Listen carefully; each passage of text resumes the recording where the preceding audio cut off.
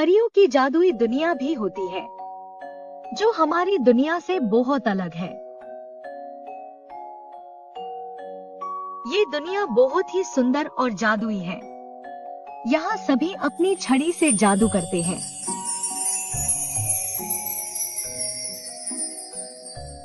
लेकिन इस दुनिया में एक जादुई दरवाजा है, जो हमारी दुनिया से जुड़ा हुआ है।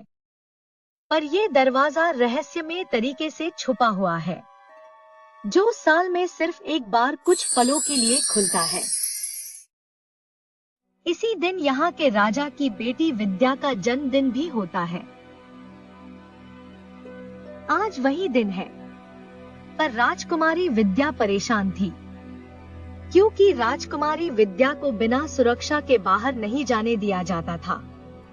वो जहाँ भी जाती महल के सैनिक उसके साथ ही जाते थे। पर राजकुमारी विद्या आजादी से बाहर घूमना फिरना चाहती थी। वो अपने माता पिता से इस बारे में बात करती है, पर राजा उसे मना कर देते हैं। वो कहते हैं कि हम तुम्हें बाहर जाने की अनुमति नहीं दे सकते। तुम्हारी सुरक्षा हमारे लिए बहुत जरूरी है। अनुमति न मिलने के कारण विद्या नाराज हो जाती है। उसे एक युक्ति सूझती है। वो चुपके से महल के बाहर जाने का फैसला करती है। अंधेरा होते ही राजकुमारी विद्या खिड़की से बाहर निकल जाती है। राजकुमारी विद्या यहाँ के बाजारों में घूमती है। वो अपने यहाँ के लोगों से मिलकर बहुत खुश होती है।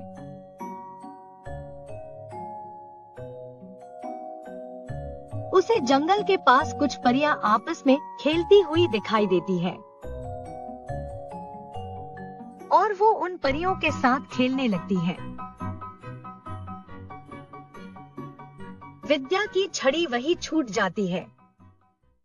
वो जंगल में छिपने के लिए चली जाती है। उसे जंगल में एक खूबसूरत सा पेड़ दिखाई देता है। विद्या पेड़ के पीछे छिप जाती है। तभी उसे किसी की आवाज आती है। विद्या डर के मारे पीछे हटने लगती है कि तभी वो रहस्यमय दरवाजा खुल जाता है, और विद्या दरवाजे के बाहर गिर जाती है। वो जैसे ही आगे बढ़ती है कि दरवाजा बंद हो जाता है। राजकुमारी विद्या रोने लगती है और मदद मांगने के लिए आगे जाती है।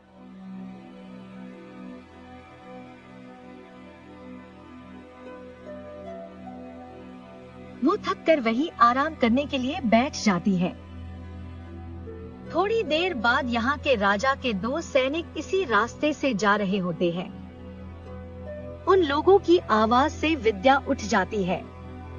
वो विद्या को बुरी जादूगरनी समझकर यहाँ के राजा प्रताप सिंह के पास ले जाते हैं।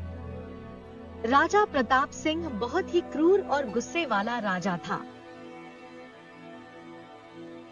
विद्या अपने साथ हुई सारी घटना बताती है, पर प्रताप सिंह विद्या को झूठी मानकर उसे कारावास की सजा देते हैं। राजकुमार वेद सिंह, जो कि प्रताप सिंह का बेटा है, उसे विद्या पर दया आती है। उसे परी सच्ची लगती है। वो विद्या की मदद करने की ठान लेता है। वो विद्या को चुपके से कैद खाने से बाहर ले आता है। फिर दोनों महल के बाहर निकल आते हैं। वो वहां उस जंगल में पहुंच जाते हैं। तभी रहस्यमय दरवाजा खुलता है, जो विद्या के माता पिता खोलते हैं। विद्या उन्हें मिल जाती है। सभी वेद सिंह को शुक्रिया कहते हैं। विद्या अपने परिलोक में सही सलामत पहुंच जाती है।